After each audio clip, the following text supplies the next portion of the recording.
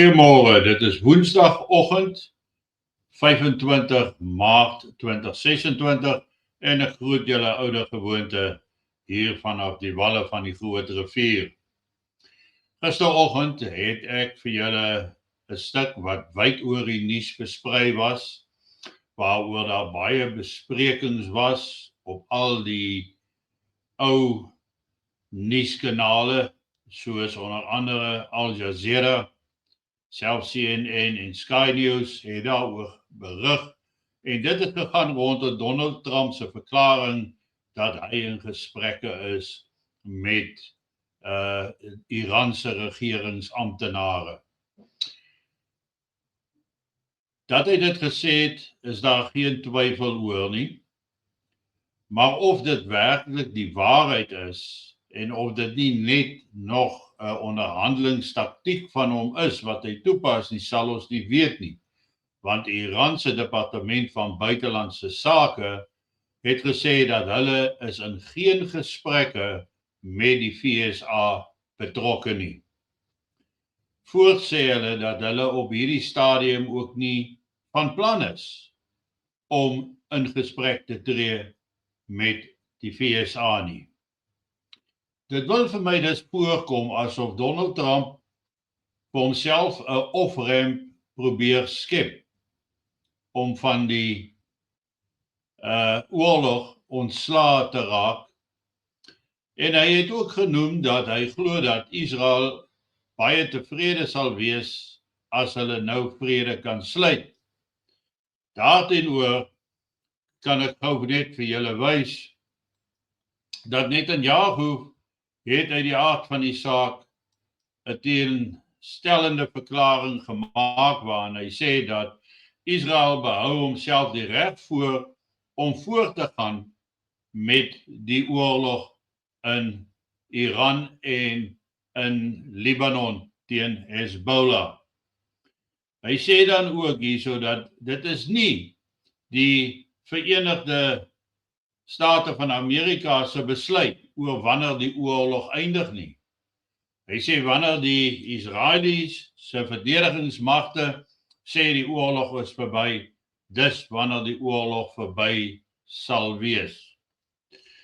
Dis net baie interessant dat daar skielik 'n groot klomp aanvalle was op olie-raffinaderye in die Golfstate, na Trump se aankondiging dat hulle in gesprek gaan tree met Iran. Skielik is daar aanvalle by haas elke raffinadery en selfs 'n raffinadery in Amerika. Daar by Port Arthur in Texas, en dit is dan by die US Gulf Coast, die kusgebied daar by die Golf van Amerika, en daar is 'n groot ontploffing gewees wat geboue geruk het, en mense was baie geskok oor wat het daar gebeur. Maar baie interessant is dat daar het 'n beriggie gewees op X op die 23ste waar het geplaas is en gesê is, within a week the largest gas refinery in the United States, Motiva Enterprises, in the city of Port Arthur, Texas, on the US Gulf Coast, will be destroyed. Nou daai tweet wat daar gemaak is, was al gemaak op die 23ste en natuurlik het daardie ontploffings gekom.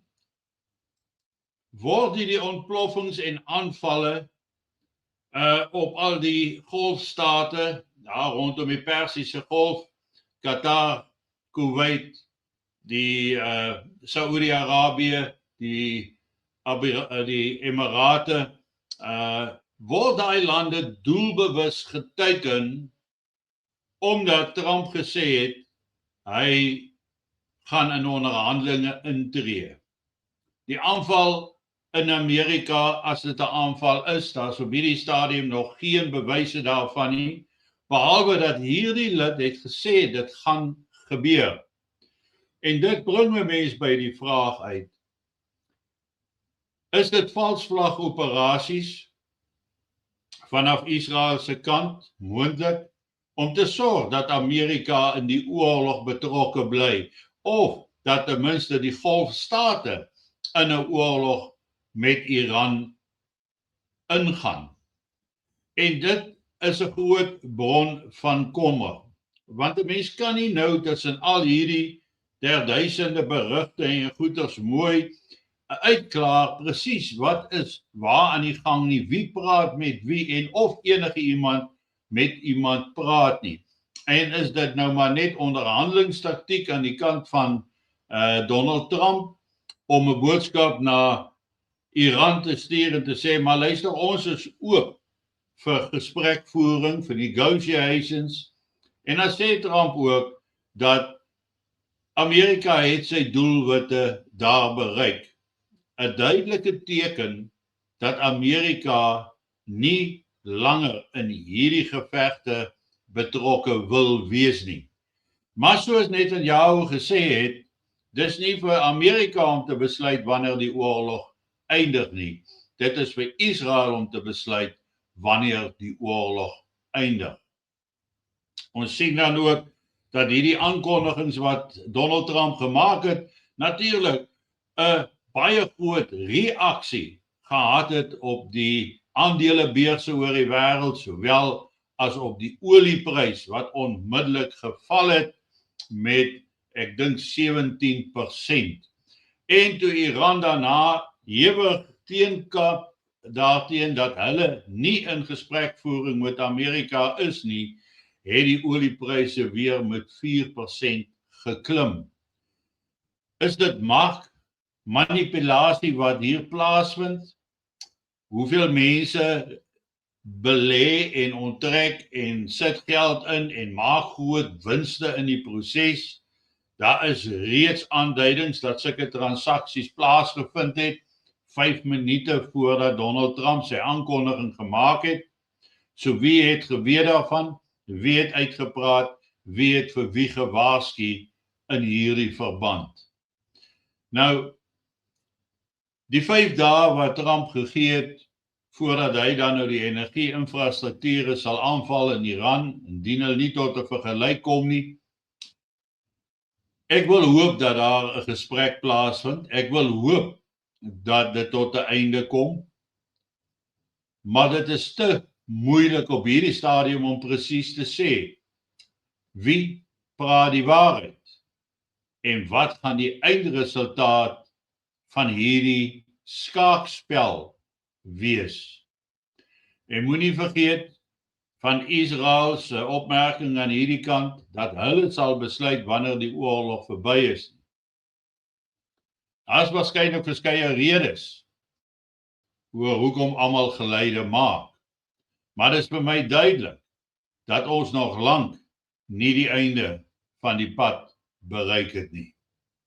Hier is nou te veel aanvalle op gasinstallasies wêreldwyd amper, en die feit dat Amerika nou 'n ontploffing gehad het, niks dui daarop dat dit terrorisme was nie, of eers naby daaraan is nie. Dit kan enigiets wees wat dit veroorsaak het, maar indien daardie tweet van die 23ste Maart korrek is, waarin daardie ou waarsku dat binne die week sal daai spesifieke plek aangeval word, dan laat dit 'n mens wonder oor wat is die groter politieke magspel agter die skerms.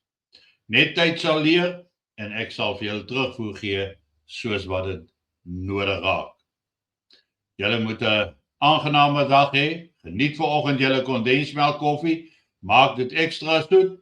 En vir die van julle wat in Bloemfontein is, onthou ek gesels vanaand daar by die AP Kerk saal in Langehovenpark om 17:30 vir 1800.